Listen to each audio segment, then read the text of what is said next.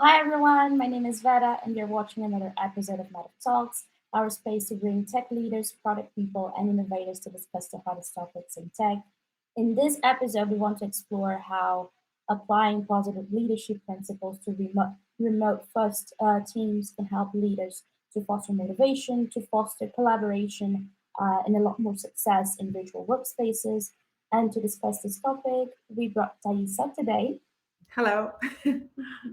Hi, Taïssa, how are you To be doing? here. Good, good. Well, thank you so much for finding time for us to record this episode. Finally, we've been planning this for a long time. Good. So thank you a lot for joining us today. But before we kick our conversation, because we have a lot to talk about today, I was hoping you could introduce a little bit of yourself and a little bit of what you currently do. Okay, well, thank you for having me. Yeah, it's been a long time in the making, so I'm really happy to be here. You are very passionate about what you do, so thank you again for the invite. So I've been working in marketing, traditional and digital marketing for my entire career. I started in the retail industry more than 20 years ago for the casino group. And from then on, I moved on to working with social media and digital marketing. I mainly have a career in web agencies. One agency, I was leading social media departments for big names like L'Oreal, Nestle, Nespresso, Hublot, etc. And then I became a certified executive coach, specialized in digital leadership and digital culture. I had my own company for more or less 5 years. One of the topics we're going to be talking today is about COVID and remote. So that actually kind of impacted my way of working as a coach, as a consultant. And that's one of the reasons why I got back to working with in-house with another agency, a web agency. And right now I'm head of client experience and business development for Idéative web agency that is located in Geneva. So we are more or less 40 people and we offer digital solutions. So I'm in charge of that. Good, good. And I think I said that in the last episode we were talking with people. We always choose the right people for the right episode. So after this introduction, I think everyone already understood why you're going to be talking with us about this topic. So without losing a lot of time, let's just take a look at the status quo of certain aspects because we notice that today's work environment has become very, very much dynamic. So leaders and teams they face a lot of shifts from traditional office-based work to remote setup, like you were saying, which is a wide topic that you cover as well. And this this transformation, it brought the need to adapt in terms of communication methods and addressing challenges of communication that was before just limited to in-person contact. So we want to know how you think leaders and teams can navigate these changes effectively. Okay, so there are different aspects. I think most of the companies, I mean, COVID is a little bit behind right now, and I think there is a big will for people to go back to the office. And for those who were not 100% digital, let's say, and for those who were hybrid or physical before COVID, really people wanted to get back as I did and really and be with colleagues and have a flexible way of working, having days working remote and other days working at the office. So I think a big shift has happened during COVID. So we have to identify before, during, and after. And I think people actually were thinking that they could maintain, sustain the model that it was 100% digital, just online presence. But I think, and it's one of the questions actually you asked me beforehand. I think that is not something that is that sustainable unless it is something that is included within the business model that is 100% digital. I think really people need human connections. So one of the things that have happened in particular with companies, and it's not just about organizational behavioral, it's about how you handle actually the communication with your employees. It's about trust. So one of the main things that has been challenged here is about trust. So usually people used to do those 9 to 5, more or less, come 5 days a week, and maybe for some people have like timesheets and check in, check in, check in. When you are working remote, either 100% or not, you have to adapt this. You cannot just be checking on people all the time. When some companies do, but it's not healthy. So you have to trust the people that are doing the work. So there are different things to put into place. So that's one of my answers, is that how did you adapt to this change when you have people working remote? Did you just transferred any process, any tools you had beforehand, and made it digital in a way? Or did you take this opportunity to really have your way of working with your employees improved, and something that is more of added value than it was before? So basically, most of the companies, what they have done is really duplicating what they had before, maybe changing a few tools here and there, but not really changing the way they worked. And the trust factor is something that really hasn't increased exponentially in parallel to people being less present at work. So I'll just give you a few elements here. I'm saying lots of things that we could go more into detail, but basically what has happened, it's about trusting. It is about as well measuring progress and results. So this is a key part that comes with trust, and about how you adapt to the remote work. How can you measure the efficiency of people when they're working from a distance? How do you see that? For some jobs, it's easy because then it's tangible in a way. You can see the results because it's short term as well. But for other positions where it's more mid-term or long term, or it's less tangible, it has been difficult. And in that process, there was a lot of tension that was created. So we're going to be talking about this later as well. But there's another elephant in the room. Maybe that's my last part I want to talk about that people don't mention, is a loneliness. Like when people work remote, although it suits them because it's more flexible in terms of family time, in terms of how they can adapt their own schedule, be more flexible. We are human beings. We eager for connection. So when you're far, and when you don't have a micromanagement, and you have really the freedom to do, per se, organization of day work as you please, sometimes it can become overwhelming and you can feel lonely. So those things are not properly addressed in companies. So yeah. Mhm. Well, I think, commenting a little bit of what you just mentioned, I think the hybrid regime probably was born within this gap that you're mentioning. And I felt you really emphasized the idea of trust, right? Is that already correlated with positive leadership? Because I know you really stress the importance of this concept. I know you really like to talk about it, but does positive leadership entail, what does it entail, and how can you elevate the business and career landscape?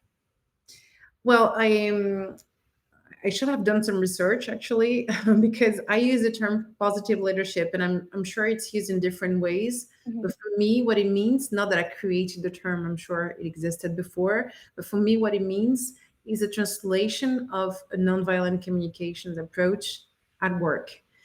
But because we cannot use, like in particular in Switzerland, I'm not sure people would be comfortable saying I use nonviolent communications as a manager.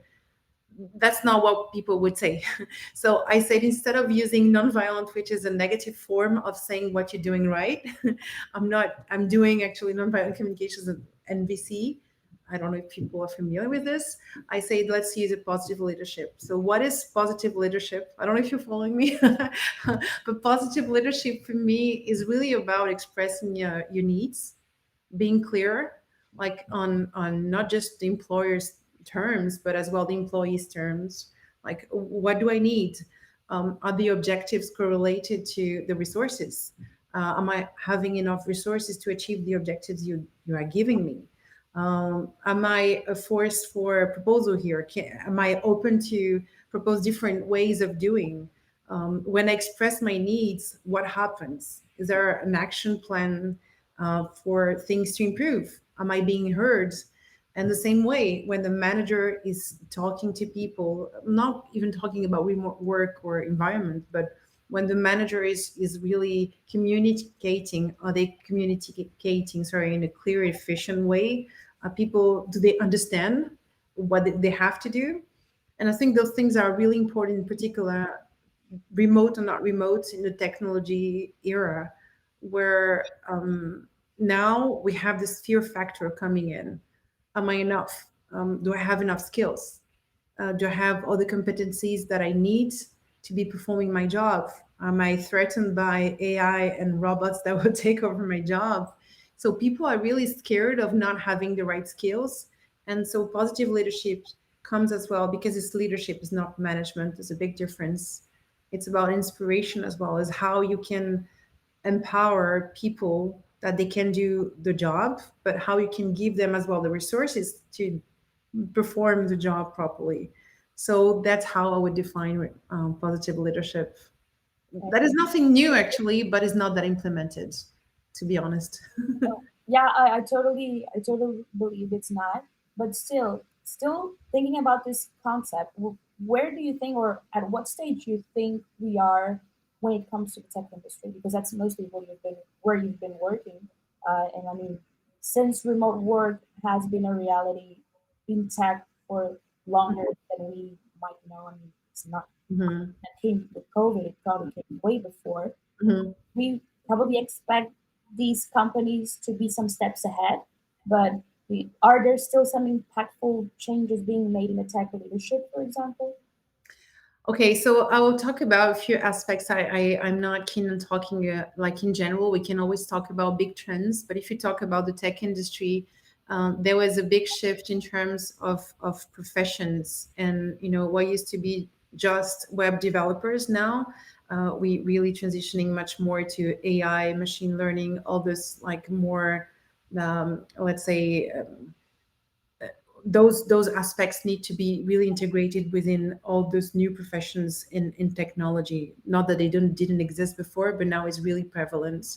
So the positive leadership, the way that it has been implemented, in particular in the tech industry, it's not something that is obvious. Why? Because like if you take a web agency, I'm not talking about the web agency I'm working, been working with web agencies for a while. Um, the problem is like we have a brief, an RFP, a request for something, let's say a website, a digital solution. So what happens usually? People don't, and this is the coach speaking, don't challenge the brief. It's very hard to challenge the brief, in particular when you have a tightened economy, or you have to perform or maybe catch up on bad results you've had because of COVID, etc., etc. For some people, they did good during COVID, but others not so well because they were behind on digital transformation. And even tech companies, like internally, even though they were offering tech solutions internally, it was not the case, although it seems really paradoxical. So the thing is, like, when you don't challenge whatever is being asked from you by the client, there are other problems, because everything then is like it narrows down to a solution that is not relevant to whatever has been asked from the start, because you don't ask the right questions. So positive leadership in that sense, it's entrusting your employees and your teams that they can actually challenge, and it's actually healthy to challenge whatever has been asked from you. So it could be either at a web agency, but it could be internally in the company as well. Whenever something is being asked from us, is like, how do we integrate innovation? So I'm not just using the word just for the sake of using a buzzword, but innovation, people think it's a big thing. It's like we have to innovate. Actually, innovation comes from sometimes small things. How, by changing one element of the equation, can I have small, medium, or big results? How can I test and measure? How can I make it evolve, iterate if needed? How do I actually share best practices? All this is goes together with the digital culture. Is about learning, about observing what's working or not, and how do you share it in the fastest possible way with the most people within the company in the most relevant way, because sometimes what you share in terms of KPIs is not relevant. So you have to find a common ground. And that is about positive leadership as well, because if you put everything into place for people to feel safe, first of all, to fail. So this is about the tech industry. Like, how do you fail and how do you innovate? If you don't fail, there's a higher chance that you're not going to innovate so much. So how do you allow people to fail safely, and how do you allow them to teach from their experiences? And for that, you need continuous training. So how do you put in place as well continuous trainings programs, so that people feel at ease with not just one technology, or we need to do AI. It's like how regularly people are trained and know how to implement in a concrete and practical way. So all this is positive leadership, what I was talking about before. Do you give the right resources to people to achieve the objectives you're actually setting up in any program, any business exchange? Mhm. So it sounds to me, and please correct me if I'm wrong. It sounds to me that you need to have a lot of sensibility to take care of these matters. And since you started your answer by saying that this is usually applied in tech in a not so obvious way, how can we actually see these trends? Like, is there any country, any region, or any segment that stands out in this area so we can actually perceive these trends somehow? I mean, it's not an easy answer to give you. I was trying to think of companies. I was trying to think of countries. I guess it's not even about technology. I guess it's about going back to trust and going back to empowerment. If you take example, for instance, with Scandinavian countries, they have implemented the four days work week, Mhm. and they actually saw there was not a decrease in performance and efficiency. So that's one, is like how, if you organize things differently, you can still have better outputs than you used to have before with longer hours. And it leads to something that is, I mean, looks that is not within the conversation, but it is. Um, I'm trying here to really focus on, on this positive leadership, but as well on, let's say, mental health as well is something. I don't know if we can talk about this today. One of the ways, in particular in the tech industry, and again, I'm not going to name, to answer your question, any country or any company in particular, but Mhm. one of the ways is how do you allow people to the right to disconnect, because that's a real issue. By working remote in particular, and the increase of technology within the work we do and the way we were working right now, we are connected all the time. So we saw this during COVID with the, Zoom fatigue and people being, online all the time. How do you allow people, in particular those working remote, to disconnect? How do you make sure that this is happening for real? How do you check on people without not micromanaging? How as well you allow for spaces for communicating, how they feel about, the pressure of having to be online all the time. I think those conversations are not really happening because no one wants to talk about it. And the other thing as well is about, when you don't have continuous trainings program in place, how do you make sure there's a plan for this, for people to actually acquire and new skills and up skills, so that they don't feel this constant pressure to perform something that they're not trained on. So I wouldn't have any country in particular, but or any company, but I guess those things are really important. For sure. No, I would totally 101% agree. There's no way to talk about such topic without mentioning mental health, especially because I mean, many companies are claiming to be remote first without fulfilling some of these crucial checkboxes that you already mentioned. And honestly, we're not going to start a debate whether remote work is better than in office because you already said staying up to date with digital transformation comes in different shapes, different Mhm. times, and so on. But I want to know what you perceive as being important initiatives. We already mentioned some, but some elements that truly distinguish a company as 100% digital, like you said in the first question. I was really waiting to use the same expression, but like, what do you distinguish? What do you see in a company that distinguish them as 100% digital? I mean, I hesitated in even telling you, like, it is something that we want. It is something that, we were heading to. Like, again, for some business models, it makes sense, but being 100% digital, I don't think that's the right direction to take. So I don't even know how to answer this. But I would say, if it was to be 100% digital, all those elements I just talked about, in particular, the right to disconnect, the mental health, how do you make sure that there's cohesion? How, people are, they are fed with the need for connection. And this is something that, for me, it's really important, having the possibility, at least, so the work environments, first of all, it needs to be adapted. When it's 100% digital, like, do people have the right work environment at home? I mean, those things are really obvious, but most of the times it's not the case. I'm not talking even a bit about noise or kids or whatever. It's like, do you have the right chair? Do you have the right table? Do you have the right equipment? This is the first. And why is it important? Because then you have health problems going along the way, because people are not being taken care of. In the short term, it works, but in the midterm and long term, people are going to have health issues for sure. I'm not talking the poster, everything. So this is one, adapting the work environments. The second thing is, like, do people really understand and have an adoption rate of whatever tools you're imposing on them? Or is it a struggle? Are the tools adapted to whatever people need to do? Because if it's 100% digital, I mean, you cannot put this aside and say, okay, whatever, they have to use it, so they're going to use it. And the third thing as well is, how do you share feedback, and how do you have this environment where people can be open to talk, when everything should be either written or digital.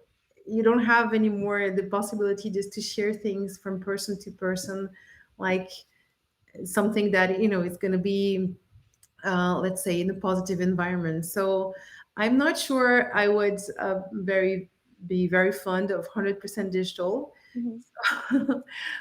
I don't think that's what, I would recommend, anyways, for any company. Hmm. It's really funny that for you to define something as more or less 100% digital, you have to include the disconnection. Like, you cannot be 100% connected. You have to know when to disconnect. And it was really funny when you mentioned the whole setup that you need to create for yourself when you start working. Because a year ago, when I started working with Madiff, I had to invest in this chair that I have in all the episodes. It's fine. I was like, I have to sit here for a long time, and I need a proper desk, and I need lights, and I need this, and I need that. And that type of concern is really, really important when you're trying to shift to this type of environment. Well, Maybe I could get back to you. Like, like, are you 100% digital? Is that what you do? And I mean, like, answering the question, I'll be curious as well. I mean, I wouldn't say 100% digital, but I would say that I do try to follow some of the advice you gave. Like, Okay. this is my time to be here, because it's not even comfortable to be sit here for more than the normal time. Still, our team at Madiff Talks, we do some meetings to prepare the talks. We look for next guests together. We discuss this, we discuss that. So there's always that involvement. So sometimes we might feel we're not talking to someone, but there's always a moment where we can brainstorm and discuss. But yeah, definitely agree with you when you say there's a need to create this type of moments. But something that we also wanted to talk with you is, because we know you work a lot with sea level and different leaders, and you get in touch with different situations, and we think that every leader at a certain point struggles to adapt to a new landscape. Probably traditional leaders, if I can call them like that, they face bigger hurdles. Mhm. We want to know how these traditional leaders, they can balance staying ahead of digital trends with preserving a strong sense of teamwork, like you were saying, in collaboration within their organizations. So this is more like has to do with digital culture and digital leadership. How I define digital leadership is really about how management has adapted to the new ways of working and to new resources, and as well how you select the right technologies. How do you listen to not only the tech people within the company, but let's say the experts, the other people who are not experts in technique, in tech or IT or whatever, but are still making the company work. How do you provide them the right tool, the right technologies? So I put in place into place a few years ago in my company, my consultancy company, a program called digital boarding. And the thing with that is that how the top management doesn't get disconnected from the needs of their employees. And one way of doing this is selecting or actually identifying the right people within the company that are really willing or are skilled with digital, not only within the IT or tech or digital department, but everywhere within the company that actually could provide the right feedback based on day-to-day operations, based on the expertise, based on whatever they're doing, and give them the proper tools, not just impose tools. So that's one way, is like, how do you listen to people? So how do you get like not only the IT teams, the experts and the top management together for them to understand better the global objectives of the company, business objectives. The second thing as well is how to, I mentioned this a little earlier, how do you share best practices? So people usually wait until the point where things succeeded to share whatever outcomes they have, Mhm. because there's a feel good factor. But this is against the digital culture, as I was mentioning before, where you have to feel safe to share whatever failure, whatever things that didn't work out, and then how do you learn from this, and how do you actually evolve and make things work in the second try. So this is not something that is really in place right now. So for the top management to not get that disconnected is really to understand better how they can implement this culture of trust, and really say it out loud.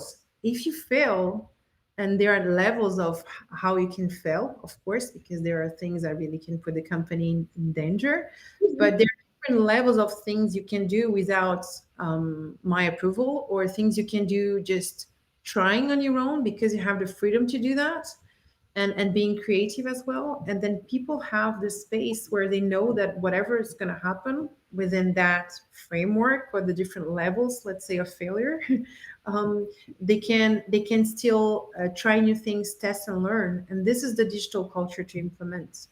It's really important. So there are different ways as well of measuring this. How do you measure? How do you share? So you can have like really fancy advanced dashboards, but you can be just with an Excel or shared Excel or whatever, so that people see, oh, this is the initiative, this is the kid, the team, this is the objective, and those are the results right now, or the results we achieved. And then people share regularly. This is another thing as well, share successes. So whenever it's a culture of test and learn, it's not about just sharing the failures, it's how we share small victories. So it could be either with social media, it could be with digital, it could be tech. Like, this is what we have tried, this is what has worked for our department, this is what could work with the entire company. So let's say a monthly, and this is what I put in place in some companies, either every 15 days, every month, we share whatever we have experienced. Another thing as well, I call it digital learning minutes, is one person, like from those digital catalysts, the people really are keen on digital. They say, oh, for instance, I want to know more about machine learning, not that is implemented in the company. I've done some research and I want to share with a group. And then there's a brainstorm on how we could use it within the company. For instance, I'm just picking something random, okay? So this is another thing. And maybe a last thing, like leaders could do, is like actual get training themselves. Because if you want to manage people and select the right people and have this culture of change within the company, you have to be yourself informed about the trends, the right technologies, and make the informed choices about whatever investments you're going to make.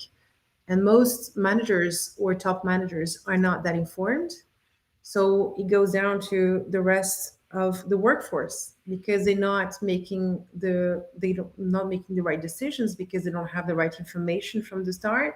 Then they make poor decisions on a business level, and then it creates this tension, and then we are behind on digital transformation and behind competitors. So I guess, yeah, a few hints here on how I think managers or C-level executives could do better. Okay.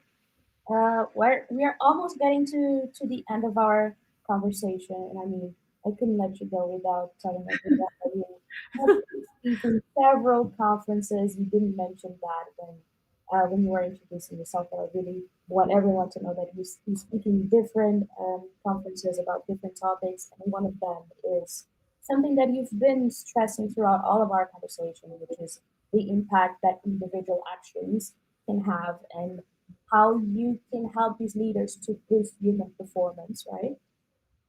Is there or is it possible for organizations to proactively like cultivate an environment that not only supports but also encourages every individual to embrace, not only embrace but also to excel, okay? Because we want to think above these limits. So to excel their tech leadership in potential, for example, not only to um, create the space, like you were saying, where people feel free to share their failure, but also give them good room and tools to find the the leader in them as well.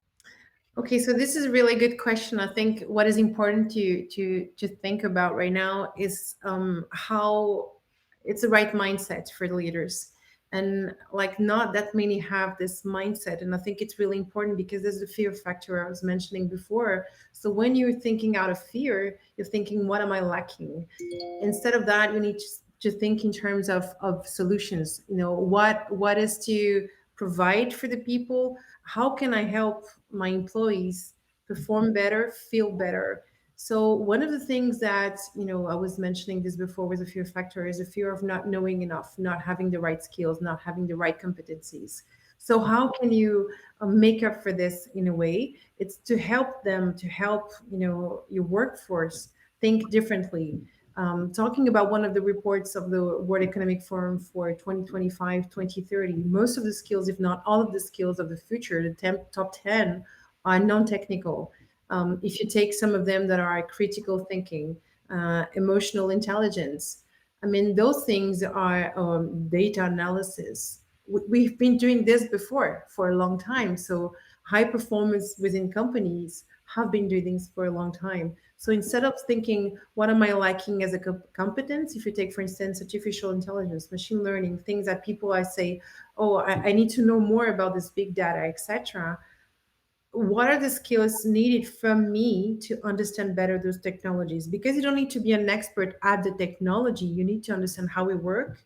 uh, if you take, for instance, generative AI, it's something that is really important right now. It's one of the biggest skills you have to really integrate within your set of skills.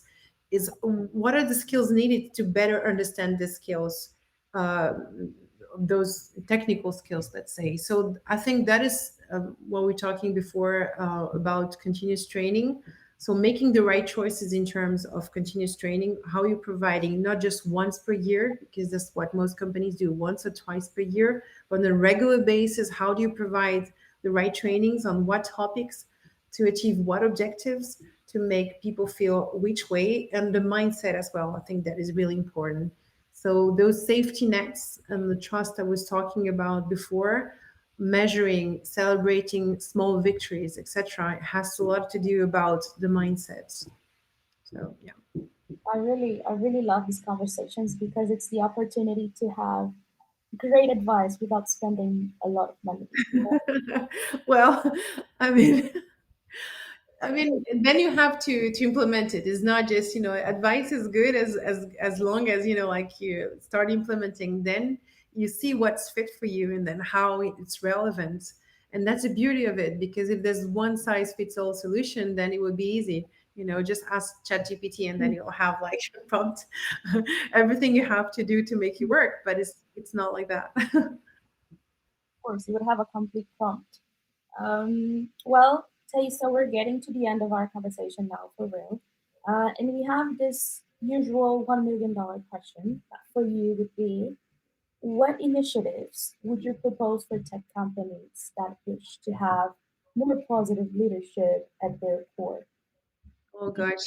So I think it would be a summary of everything I have said, but I think mainly if I have to focus on one thing is really about the trust factor. It's like how do you allow people to fail faster and for them to test and learn. And all those things I was mentioning before, I think that is key because you can learn as much as you want. You can get as many certifications you want in any technology, but technology is going to evolve all the time.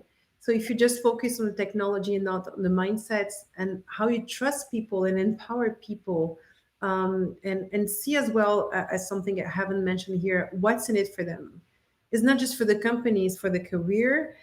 It's good actually for the brain to learn new things. So how do you make it in a way entertaining? How do you make people want and not just have to? So again, it's not a $1 million answer, but I guess is how you make people want and what are the things you give them or the environment you provide for them to thrive within this digital era. Taïssa, it is a $1 million answer still.